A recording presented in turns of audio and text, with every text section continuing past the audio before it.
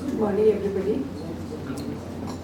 So, at the outset, I should thank Dr. Madhulika for giving me this opportunity to be with you all today and to talk about the objectives of NMMA and the future course of action. It is a little strange, but I have been associated with NMMA right from its inception. In the earliest stage, I was working on the concept note and all that, so that it will get approved. And then I left NMMA. Again, when I came back to NMMA, things had started moving, and we had these coordination with state governments and state departments, and we were trying to improve upon the database of NMMA. And in my final stint of NMMA, we had started, uploading the data, which was very essential. Till then, we were getting all, manual data, and we were struggling what to do with it. So I have seen NMMA virtually grow, but and it has been on mission mode right from day one, and I think it continues to be in mission mode. Now this mission mode has to obviously be tweaked somewhere, so that whatever has been achieved till now has to be improved upon, and we are able to get a quicker and a better result. So that's what we need to aim at.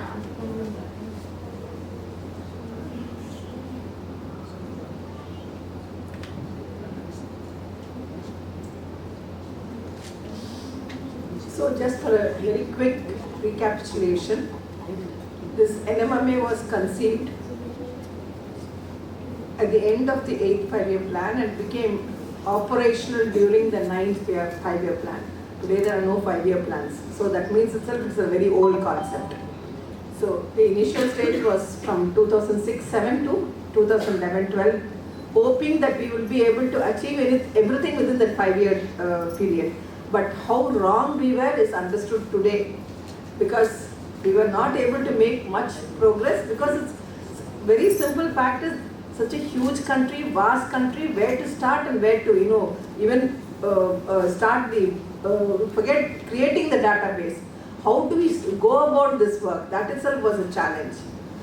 So we automatically sought an extension in the next 5-year plan, and that's how it continued. Finally, this extension in plan periods were not a workable solution, as a result of which it was merged with ASI from 2017 and became another division of ASI, and that's how NMMA division of ASI was born, hoping that one will be, having a director with NMMA, one will be able to achieve more results which were not possible during the term period, plan periods. So what was the basic this type of a database you have seen in most of the Western countries or the other countries and globally. Even small countries also have created a national database. It is very essential. Now every country is facing this major problem. What is a major problem is, of course, rapid urbanization. With rapid urbanization, you are losing whatever sites or even structures that you have at a very fast pace.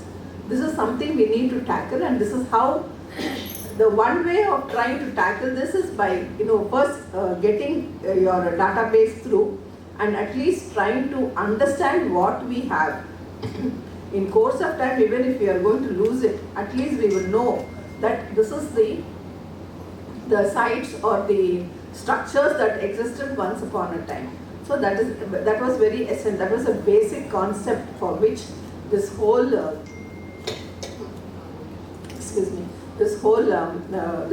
mission of documentation was initiated.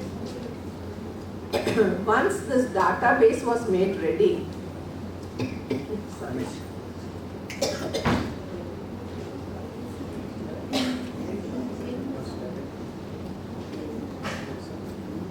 as a next step towards this, after the creation of the database, it was aimed to create a national register of all the built heritage and as well as the antiquities. Hand in hand with the creation of the database, we want to create awareness programs. The DG was also mentioning this morning that it has to be a citizen-centric approach. So this citizen-centric approach requires awareness. So awareness was also, such types of workshops were also organized in the early periods and trying to create awareness. First we had to create awareness amongst our own ASI staff, because this was something very new even to ASI, how to go about this, creation of a database. So this awareness awareness programs were started. Then small books on heritage, small books on children's book on heritage, children books on numismatics, all such small publications were also brought out in the early stages. Then training was given. Training was absolutely essential, because if you had noticed the initial stages when the data was being sent to the NMMA in Delhi, we were receiving data of various types, data which was not, which could not easily be uploaded on the website because it had to be edited to a large extent. So to make the others understand that this is the template and this is the type of data, this is how it has to be fed. So this type of training was given in the initial stages, and at this and with this training we were trying to build up on the number of persons who would be able to give us such type of data. By doing all this, when we are getting into our in this fold, when we are getting all individuals and officials who are working on this project, we were creating that synergy between the state as well as the center, which was absolutely essential. And it is an ongoing process. You cannot expect anything to happen overnight. So it's an ongoing process. It started then and it is continuing even today. But the thing is, now and then there will be a lapse, which is bound to happen in any issue. And so this is something has to be kept on activated and revived. So what was the necessity for creating this database as far as NMMA was concerned is, needless to say that we have, as the DG himself also mentioned, that we have a vast heritage. We are not able to understand the true gamut of heritage that we have. We don't give so much of, even an educated person does not give so much of importance or so much of respect to heritage. So this is the first major thing. Then again, as I had earlier spoken, there is urbanization, rise of urbanization, rapid urbanization, and the destruction of many sites. Over a period of 3 decades of my service in the ASI, I can see from when I joined to when I left, I can see the vast destruction that has taken place as an individual. So if I am able to visualize so much, you can see the collective vision of people who have been noticing how sites are being destroyed. This is as far as built heritage is concerned. The major reason, as far as antiquities are concerned, it is this problem of illicit trafficking. Now, ASI, for the last few years, ASI has been retrieving objects from various countries, and it's being brought back to India because this is what has already been smuggled, and now they are able to identify it, and the other governments are also willing to send it back to India. So this type of illicit trafficking is to be, unless we have a database. Before,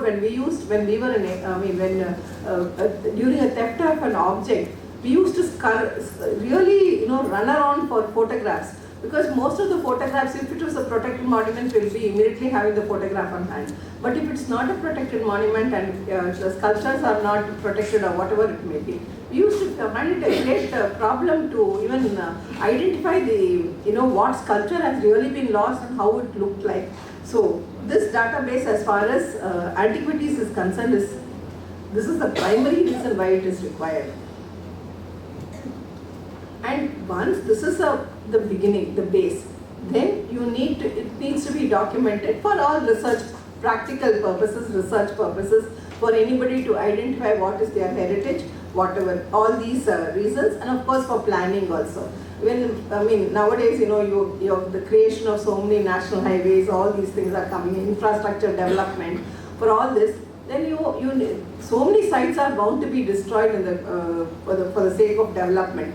We have to look into development also. At the same time, we need to see how we are able to preserve our sites. At least we should be able to document our sites. That is also this thing. So based on all these factors, it is now very clearly understood that creating a national database both for built heritage as well as for antiquities is absolutely essential. So now when the initial stage, when the mission was started, we had a broad idea of what should be, what could be the data that we need to procure and put up on this database. So as far as the archaeological sites and remains was concerned, we had, this is only an approximate estimate. It has no, the figures may be totally awry. I am only just, bringing this figures. This was what was suggested, was thought over then. Maybe totally wrong. Once we actually get the database through, only we will be knowing whether this is the right figure or wrong figure, whatever it may be. So we had identified it to be around 4 lakhs built heritage as well as sites. And as far as antiquities was concerned, we had estimated to be 58 lakhs of antiquities that had to be, and this was the breakup, which was there with ASI, with the museums, with excavated material from the universities and also from the individual collection. So this again, this is only an indicative figure, may not have any meaning, but it's only an indicative figure. So how did this NMMA progress for the creation of the database? So initially what we did was, NMMA had created what is known as SLIC committees, state level implementation committees. So first, this was to also create the synergy between the state and the center. And so the culture secretary of the state was the chairperson of this committee. And then we had other members, and we had 2 research associates, senior professors or senior research scholars who were assisting in these committees, who were overseeing the complete the documentation module that was being carried out in the different states. But and then under the SLIC committees, a number of documentation resource centers were identified. So these documentation research centers were mostly from the universities, from from state departments of archaeology, then Hindu Religious Endowment Board and Waqf Board and different boards. And so these were identified, and some heritage bodies also, from then also it was identified, and that's how these DRCs were identified. And once these were identified, they started how to process this start this working, creation of the database. There was a financial and then work was started. But the major problem with both SLIC committees, this is a practical problem. I am not talking about anything else. So this is the practical problems that were faced in these SLIC committees was, it was very difficult because we had cultural secretary, we had all the heads of different organizations on the board. It was difficult to bring all of them on a common platform at a particular time. So this was very difficult. Probably this SLIC committee should continue, but how they should be done is, there is no necessity for the the highest member of that particular institution to be on the board. Anybody could be represented. So if that can be tweaked a little bit, SLIC committees will have more meaning and coordination would be far easier and better. And again, identification of DRCs. See, there is constant monitoring that is to be done. That was the problem when we were able to identify the DRCs. But what happened was constant monitoring is another issue. When you don't have sufficient people to monitor what is happening or how things are working out or how it is not working out, then again you come to a halt. You do not know. Somewhere again we will have to pull ourselves up and see what is happening. So that is one more thing, it's an issue to be flagged. We have to see, these are things which should continue, but these are issues which need to be tackled. Then, when in addition to these things, there was we attempted one more thing, and that is outsourcing the documentation. So there are some bodies who are able to document and give you, they engage some scholars and they are able to document and give you the information for this data. But here also we ran into problems, because the persons who are actually, to whom it has been outsourced, first thing is, to whom it has been outsourced, they are not able to understand, even if you give them training, they are not able to understand what exactly is the requirements of this requirement of NMMA. So that is where you again ran into problems, but maybe that also should be probably taken up with heritage bodies. You can outsource it to some heritage bodies who are willing to do the work. Again, it has to be, everything is an experimentation. We are learning from what we have already done and how best we can improve upon this. That is what we need to look into. What was the silver lining as far as the entire thing? Documentation was going on, both built heritage as well as antiquities. But what the silver lining was launching of this website. So each time we ran into flaws as far as the website was concerned. We were requesting the NIC, the National Informatics Center, to upgrade the website so that it will become user friendly and also become friendly for uploading the data for verification, authentication, all that. So this was a very, very important step as far as NMMA was concerned. And the next best thing that could ever happen was this online uploading of data. Earlier, what had happened was, people were, the different departments or different resource centers were giving us the data, but we had to again upload it. So it was a two-way process. Now with this latest version, I think now again it might have been revised, this website. With the latest version that time, what happened? Online uploading. So whoever was working on that database were able to upload the data online. So it was only a matter of authentication or verification at at the headquarters level. So things became far more easy. Otherwise, uploading everything, we were losing the data, we didn't know from where it came, shifting. There are so many other practical problems which we had undergone. So now I had just taken up from this website, what is today's status as far as the data which has been uploaded. So this is the figure I got.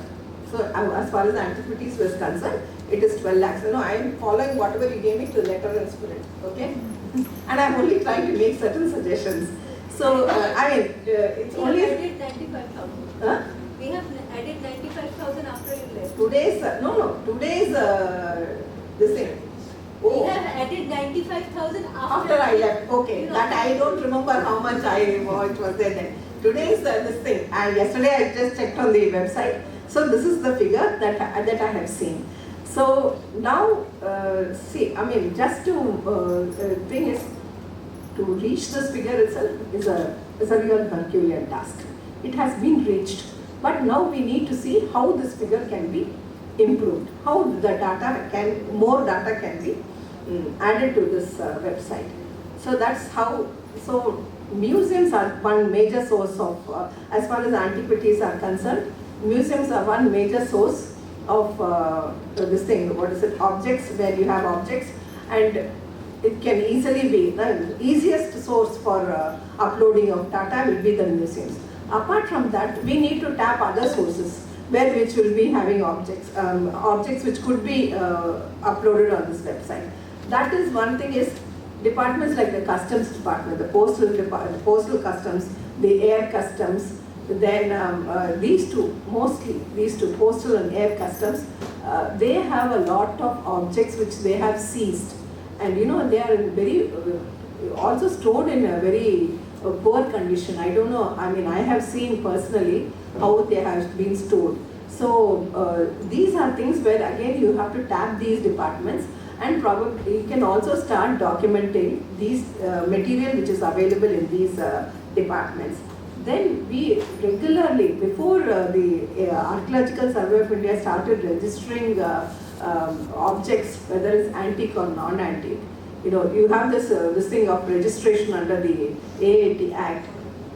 The state archaeology departments used to do this registration of objects. So there are a number of objects which have been registered as antiquities, and this information is available both in the respective state departments or in the respective, today it must be available with the ASI, and also in ASI Delhi with the antiquities section.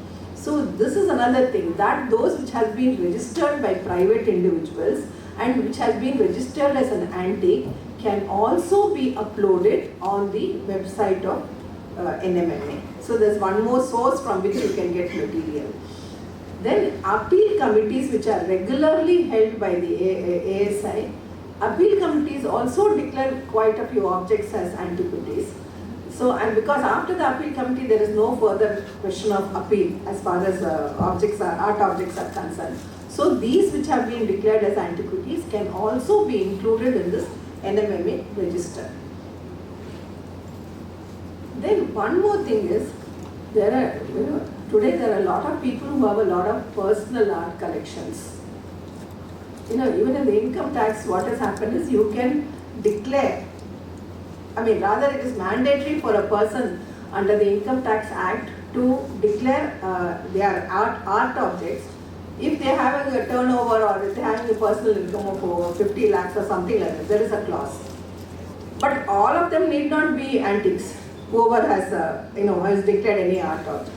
But apart from them, there are so many other persons, individuals, the public, who have a lot of art objects, maybe heirlooms, maybe they have purchased over a period of time, but who are not willing to share that information with you. Nobody would like to share it for obvious reasons. They will be getting into other issues. So you need to create awareness through whether it is digital media, social media, all the media, print media, so that these people are also they can be asked to register their objects under the AAT Act, which eventually can be brought into this NMMA ambit. But you will have to ensure that their personal information and all that is not disclosed. That is something, because here you need source material is on a column. So that you have to do some little bit of tweaking in the NMMA format so that their privacy is respected, at the same time your database is improved upon. So what are the DRCs that have been identified so far? They are from the departments of archaeology from the state government, museums, various universities, heritage centers and NGOs. All these should continue to be centers of documentation, but in addition to that, probably, this is my suggestion, core groups of experienced archaeologists should be found in the different regions, because I think a large extent some little bit of decentralization should take place so that to show progress, because we cannot keep on waiting for long that this is a work that we need to do. This is though it is a part, the division is a part of ASI, it is still on mission mode. That mission mode has not been it has not been removed. So anything which is on mission mode needs to be completed within a stipulated period. And now you cannot also afford to wait for long. You cannot afford to wait that, no, let this not be destroyed. I will finish this work, then you can do whatever you want, whether it is infrastructure or whatever is development works that are to be taken up. You cannot give, you need a time frame within which you have to do this thing. So probably if you can get us, a group of experienced archaeologists in various regions, and also give them, some young scholars, or if they are able to identify some youngsters, even at village level, it's just the ordinary public also. He may not know anything about archaeology, he may not know anything about history, he need not know anything, but even in his village if there is a temple, if he is able to send you a photograph of that temple, just for an example I am giving you, if he is able, somewhere in the NMMA website there is a column that anybody can send in information, but that sometimes doesn't work out properly. So if you decentralize and don't go to the website, and if you are able to work it out, because once it is, the tentacles are spread at different various levels, going down to the grassroots, then if somebody is able to even give you a photograph of a temple or a photograph of a sculpture, with these experienced people who are sitting on top, will be able to at least identify what it is, will be able to fill in the other columns which are required to be filled up in the as per the NMMA format. This is something, I mean, I know it is not going to be that easy, but a beginning needs to be made, because we cannot always depend on the identified resource centers. There are so many resource centers who are not willing to come forward. There are so many resource centers who are unable to take it forward. There are all categories of this thing. So we need to also, different things. So then, once if a experienced person is able to validate it, it will be very easy for the director to keep on uploading the information, because any director of NMMA cannot keep on validating information. So much, they may not, first, there is so much of varied heritage. Everybody cannot be an expert in every field. Can to a large extent be able to do things, but everybody will not be an all expert person who will be able to do things. So maybe this decentralization may be a group of people, even like-minded people. Some may even do it voluntarily, some may do it with some remuneration. So that we need to look into. Probably this has to be tried out, and maybe, I think it may work out. I feel it will work out. Then the other one is trying to use technology to collect data on built heritage. That is something which needs to be explored. I did a small exploration when I was there, that using these techniques, but a lot of coordination is required. And if it is coordination is through, I think this is a very easy way of trying to get built heritage. This is something which needs to be explored. And today I think with so much of technological advancement, I will not be able to talk about it because I am not competent to do it. But there should be some ways and means by which this could be done. So now we are only talking about primary sources. Till now I was only talking about primary sources, because initially also they said when primary sources is very difficult to get the work done, let us look into secondary sources. So then again we went back to primary sources. There was always a seesaw battle, whether it is secondary, primary, secondary. But secondary sources also, probably this information has to be simultaneously gathered, simultaneously updated on the website, and it has to be authenticated by the reality, ground reality today. Because this also gives you an idea how much we have lost or how much we have been able to retain. So this is one more this thing, especially for the research scholars who are going to study the site and work on various subjects. This may be very helpful. So the biggest issue will be only monitoring. Feeding data, trying to authenticate it, all that is one step. But monitoring is another something which needs to be done constantly. And without this monitoring, you will not be able to achieve much as far as the database is concerned. So again, I don't know how many of you all have actually looked at the templates which are there today, which are there in this thing, on the website. When you go through the templates, you see there is lacunae. There is something which needs to be changed, something which needs to be added. It's only for a lay person, like how the DG was talking. It's nothing elaborate. It's only very basic information only that is being given. But there also you can see so many changes that are required to be made. So these changes, that's one part of the subject. You need to make these changes. The other thing is, when you're constantly monitoring what is uploaded on the website and seeing that whether things are okay or not, what happens is The data that is collected is final and authenticated. This authentic so it's something which you need not look into it once again. Only then you will be starting closing chapters. Otherwise, it will be always an open book. You'll always say that there is a disclaimer. Maybe something needs to be changed. You cannot keep on going with disclaimer status because you are an institution which is going to provide authentic data. So somewhere you will have to draw the line, and somewhere you need to say, yes, this is what, and this is whatever this information that is provided as far as these things are concerned, this is right. So that again is one more aspect which we need to look into. For all these things, there is somebody who needs to have a wide range of ideas, wide range of knowledge, not ideas, wide range of knowledge, who will be able to do this work. Director alone or even the staff or NMMA alone may not be able to do it. Because as she has now told me, I retired 3 years ago. She said I have been able to add 95,000. Over a period of 3 years, 95, forget, we had a problem this time. Because 2 years we were in COVID, there was a COVID problem, so you should discount that, it's something this thing. But only 1 lakh, let us take only 1 year of this thing. Active this thing. 1 year, 1 lakh may not be a right figure as far as this thing is concerned. One needs to look into these things. These are small niggling issues which need to be addressed. So what are these challenges that we need to look into? Primary survey of built heritage. This is the biggest challenge. BHS ASA has been doing from I think the late 50s.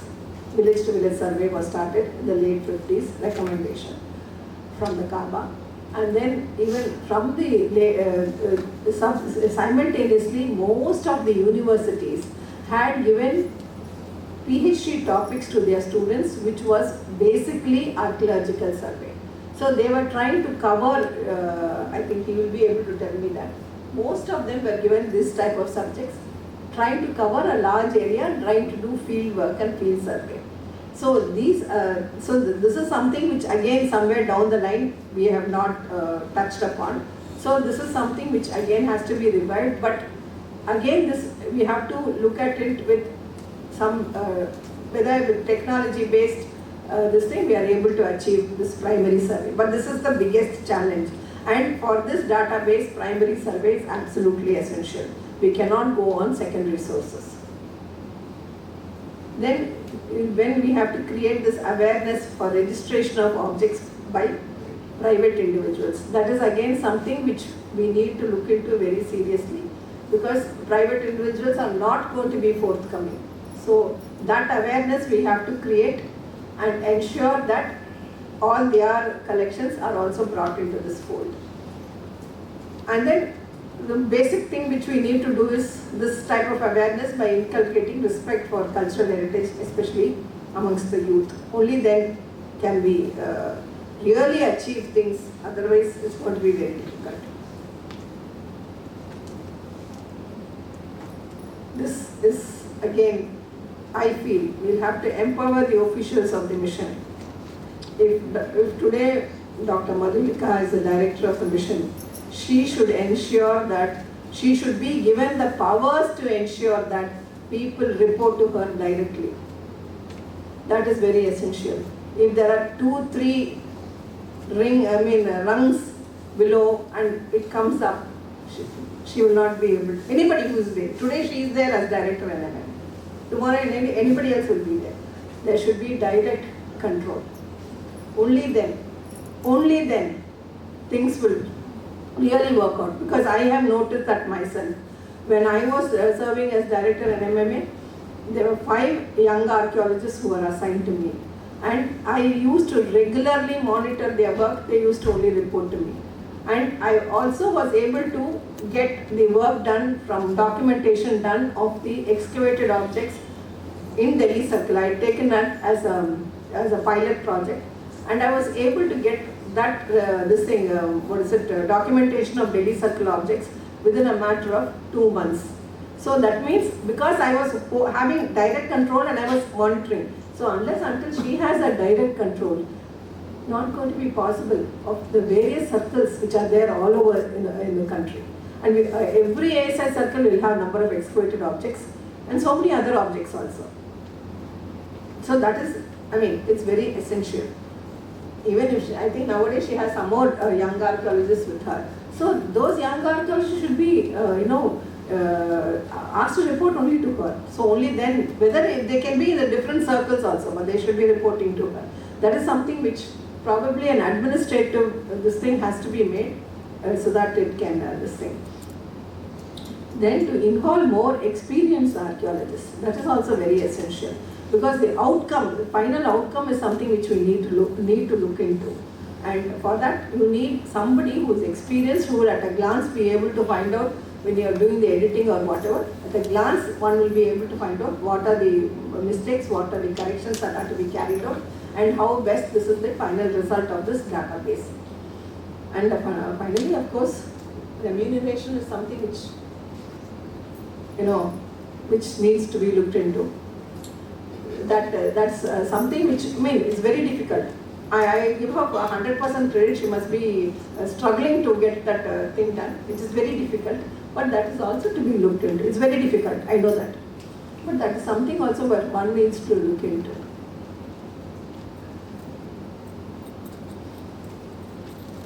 Then, finally, I was just thinking, whether if you see now there are so many heritage bodies in local areas.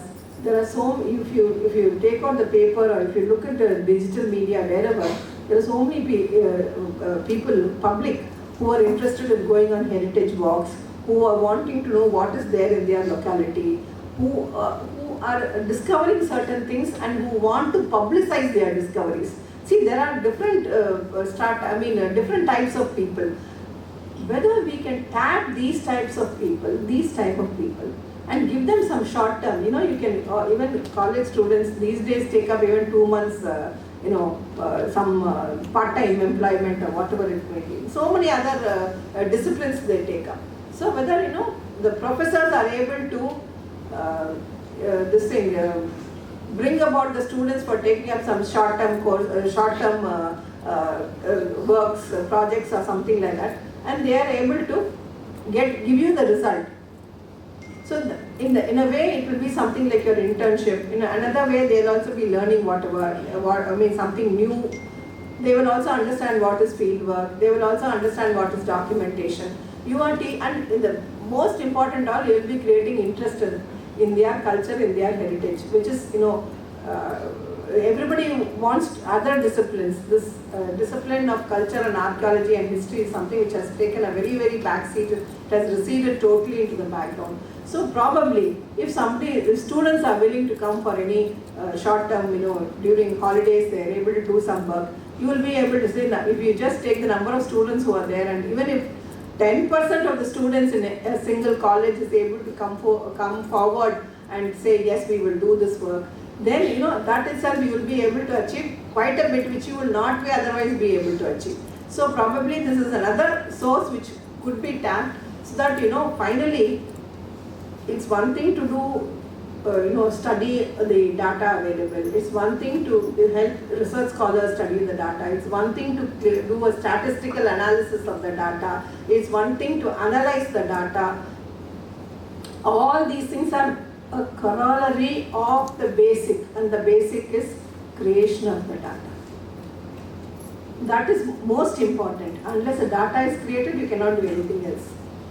So for creation of this data, these are some other aspects in addition to what is already in existence, in vogue. Probably one has to look into these. It may work out, it may not work out, but these are suggestions which I felt sitting on the other side of the fence. Before I was sitting along with Madhulika, so I knew what are the other things. Sitting on this side, probably I feel these are some things which could be tried. It may be successful, may not be successful.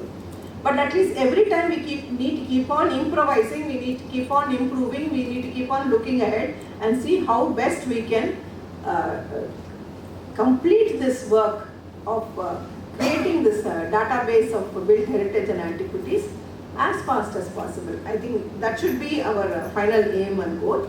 And with this, I thank you once again for giving me this opportunity to speak whatever thoughts I had on how to improve the database in the templates of NMMA. Thank you.